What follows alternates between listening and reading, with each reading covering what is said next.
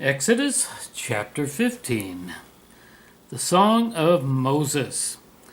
Then Moses and the children of Israel sang this song to the Lord and spoke, saying, I will sing to the Lord, for he has triumphed gloriously. The horse and its rider he has thrown into the sea. The Lord is my strength and my song, and he has become my salvation. He is my God, and I will praise him. My father's God, and I will exalt him. The Lord is a man of war. The Lord is his name. Pharaoh's chariots and his army he has cast into the sea. His chosen captains also are drowned in the Red Sea. Verse 5. The depths have covered them. They sank to the bottom like a stone. Your right hand, O Lord, has become glorious in power. Your right hand, O Lord, has dashed the enemies in pieces. Verse 7. And in the greatness of your excellence, you have overthrown those who rose against you. You sent forth your wrath, which consumed them like stubble. And with the blast of your nostrils, the waters were gathered together. The flood stood upright like a heap. And the depths congregated in the heart of the sea. Verse 9. The enemy said, I will pursue, I will overtake, I will divide the spoil. My desire shall be satisfied on them. I will draw my sword, my hand shall destroy them. You blew with your wind, the sea covered them, they sank like lead in the mighty waters. Verse 11. Who is like you, O Lord, among the gods?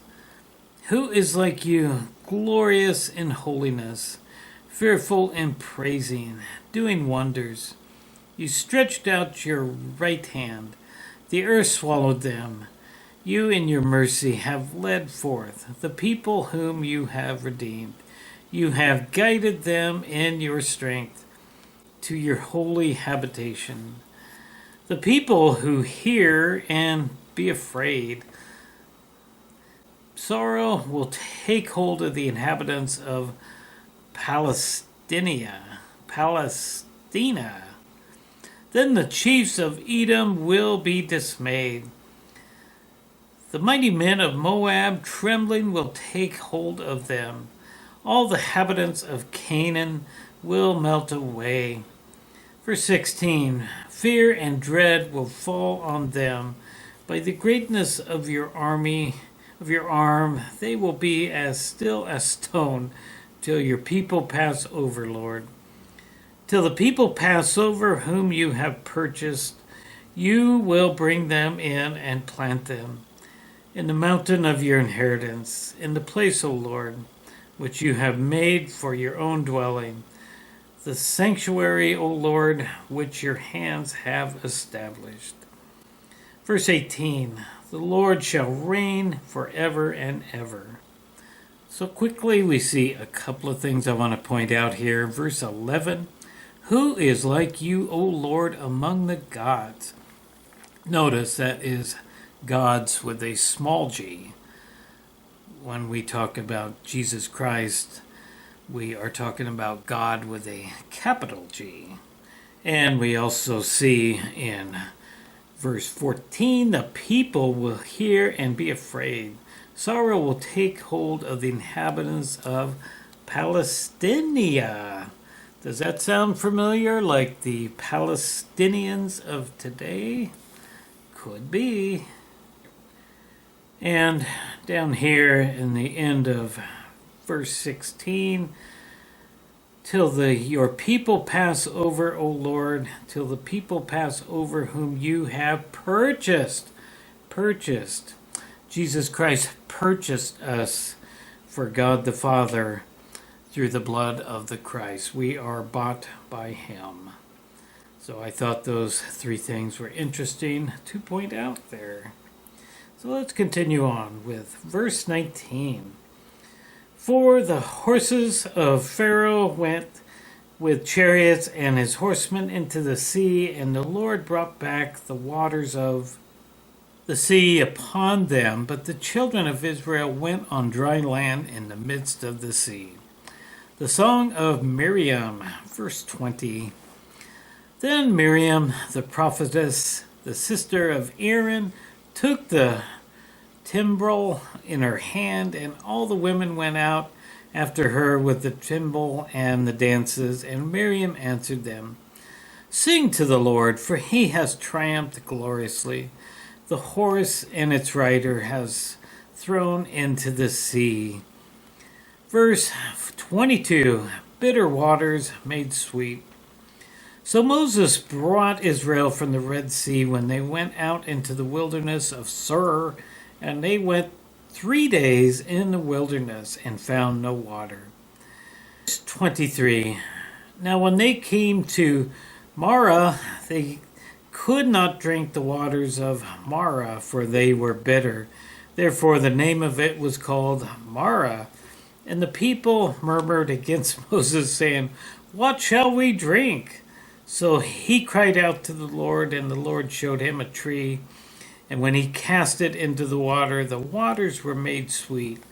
There he made statute of an ordinance for them, and there he tested them. And he said, If you diligently heed the voice of the Lord your God, and do what is right in his sight, give ear to his commandments, and keep all his statutes, I will put none of the diseases on you for which I have brought on the Egyptians, for I am the Lord who heals you. Verse 27, Then they came to Eliam, where there were 12 wells of water and 70 palm trees, so they camped there by the waters. End of chapter 15. So we're kind of seeing something that I can do, and that is murmuring among ourselves, complaining about things that aren't perfect or aren't right. And we see the children of Israel doing this, and Moses is continually having to tell them to have faith in the Lord. And oftentimes we don't do that, do we? I know that's very true of me. Exodus 16, bread from heaven. So they journeyed from Elim, all the congregation of the children of Israel came to the wilderness of Sin, which is between Elim and Sinai, on the afternoon 15th day of the second month after they departed from the land of Egypt. The whole congregation of children of Israel murmured against Moses and Aaron in the wilderness, and the children of Israel said to them, Oh, that we have died by the hand of the Lord in the land of Egypt. When we sat by the land of Egypt, when we sat by the pots of the meat, and they ate bread, and to be full, for they have brought us out of this into this wilderness to kill this whole assembly with hunger. Verse 4, Then the Lord said to Moses, Behold, I will rain bread from heaven for you, and the people shall go out and gather a certain quota every day, that I may test them whether they will walk in my law or not. And it shall be on the 6th day that they shall prepare what they bring in, and it shall be twice as much as they gather daily. Then Moses and Aaron said to all the children of Israel at evening, You shall know that the Lord has brought you out of the land of Egypt. And in the morning you shall see the glory of the Lord, for he hears your murmurings against the Lord. But what are we that you murmur against us? Verse 8. Also Moses said, This shall be seen when the Lord gives you meat to eat in the evening, and in the morning bread, to the full, for the Lord hears your murmuring which you make against him. And what are we? Your murmurings are not against us, but against the Lord. Verse 9. Then Moses spoke to Aaron, saying to all the congregation of the children of Israel, Come near before the Lord, for he has heard your murmurings.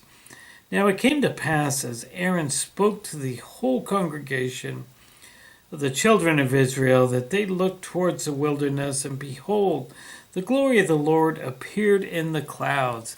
And the Lord spoke to Moses, saying, I have heard the murmurings of the children of Israel. Speak to them, saying, At twilight you shall eat meat, and in the morning you shall be filled with bread, and you shall know that I am the Lord your God. Verse 13. So it was that the quails came up at evening and covered the camp, and in the morning the dew lay all around the camp. And when the layer of dew lifted, there on the surface of the wilderness was a small round substance, as fine as frost on the ground. So when the children of Israel saw it, they said to one another, What is this? For they did not know what it was. And Moses said to them, This is the bread which the Lord has given you to eat. Verse 16. This is the thing which the Lord has commanded. Every man gather it according to each one's needs, for omer for each person, according to the number of persons. Let every man take for those who are in his tent. And the children of Israel did so, and gathered some more, some less. So when they measured it by omer, they who gathered much had nothing over, and he who gathered little had no lack. Every man had gathered according to each one's needs. And Moses said, Let no one leave any of it till morning. Notwithstanding, they did not heed Moses, but some of them left part of it until morning, and breadworms and stank. And Moses was angry with them. So they gathered it every morning, every man according to his need. And when the sun came hot, it melted. Verse 22. And so it was on the 6th day that they gathered twice as much bread, 2 ohms for each one, and all the rulers of the congregation came and told Moses. Verse 23. Then he said to them, This is what the Lord has said. Tomorrow is the Sabbath. Rest, a holy Sabbath to the Lord. Bake what you will bake today, and boil what you will boil. Lay up for yourselves all the remains to be kept until morning. So they laid it up till morning, and Moses commanded and said, Not stink, nor they were there any worms in it. Verse 25. Then Moses said, Eat that today, for today is a Sabbath to the Lord. Today you will not find it in the field. Verse 26. 6 days you shall gather it, but on the 7th day, which is the Sabbath, there will be none. Now it happened that some of the people went out of the 7th day to gather, but they found none. And the Lord said to Moses, How long do you refuse to keep my commandments and my laws? Verse 29. See, for the Lord has given you the Sabbath, therefore he gives you on the 6th day bread for 2 days. Let every man remain in his place. Let no man go out of his place on the 7th day. So the people rested on the 7th day, and the house of Israel called its name manna, and it was like white coriander seed, and the taste of it was like water made with honey. Then Moses said, This is the thing which the Lord has commanded. Fill the omer with it to be kept for your generations, that they may see the bread which I fed you in the wilderness when I brought you out of the land of Egypt. Verse 33, and Moses said to Aaron, take a pot and put an omer of manna in it and lay it up before the Lord to be kept for your generations. As the Lord commanded Moses, so Aaron laid it up before the testimony to be kept. And the children of Israel ate manna 40 years until they came to an inhabited land. They ate manna until they came to the border of the land of Canaan. Now, an omer is 1/10 of an ephah. End of chapter 16. Chapter 17 of Exodus. Water from the rock. Then all the congregation of the children of Israel set out on their journey from the wilderness of Sin according to the commandment of the Lord, encamped in Rehoboam, but there was no water for the people to drink. Therefore the people contended with Moses and said, give us water that we may drink. And Moses said to them, why do you contend with me? Why do you tempt the Lord? And the people thirst before the water, and the people murmured against Moses and said, why is it that you have brought us out of Egypt to kill us and our children and our livestock with thirst? Verse 4, so Moses cried out to the Lord, saying, what shall I do with this people that they are almost ready to stone me? And the Lord said to Moses, go on before the people and take with you some of the elders of Israel, and take in your hand your rod with which you struck the river, and go. Verse 6, behold, I will stand before you on the rock of Horeb, and you shall strike the rock, and water will come out of it, and the people may drink. And Moses did so in the sight of the elders of Israel. So he called the name of the place Massah and Meribah, because of the contention of the children of Israel, and because they tempted the Lord, saying, is the Lord among us or not? Verse 8, victory over Amalekites. Now Amalek came and fought with Israel in Rehoboam, and Moses said to Joshua, choose us some men and go out and fight with Amalek tomorrow. And tomorrow I will stand on the top of the hill with the rod of God in my hand. Verse 10, so Joshua did as Moses said to him, and fought with Amalek, and Moses and Aaron and Hur went up to the top of the hill. And so it was when Moses held up his hand that Israel prevailed, and when he let down his hand, Amalek prevailed. But Moses' hands became heavy, so they took a stone and put it under him, and sat it on Aaron and Hur, and supported his hands, one on each side, and the other on the other side. And his hands were steady until the going down of the sun. So Joshua defeated Amalek and his people with the edge of the sword. Then the Lord said to Moses, write this for a memorial in the book, and recount it in the hearing of Joshua, that I will utterly blot out the remembrance of Amalek from under the heavens. And Moses built an altar and called its name, the Lord be my banner. For he said, because the Lord has sworn, the Lord will have war against Amalek from generation to generation. End of chapter 17. So we saw a lot go on in the last 3 chapters. A lot of time has went by, and Moses is pretty old here.